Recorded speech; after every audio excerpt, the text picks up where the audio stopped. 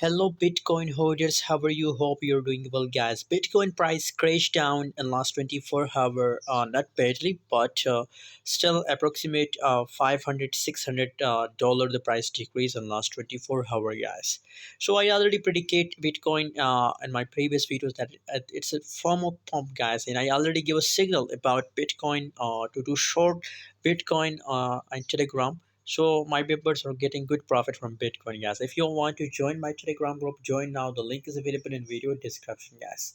By the way, Bitcoin is now on the lowest level. As you can see, the last 24-hour lowest price is 20,230. That's the lowest. And if we look here, the highest, so 20,854, it's the highest price of Bitcoin, guys. Let's see the price chart. What's going on in the Bitcoin? Oh my god, you can see here the price. If you look here, the Bitcoin, so I think the trend is going completely downward. You can see here and possibilities that again it falls to $19,000, guys.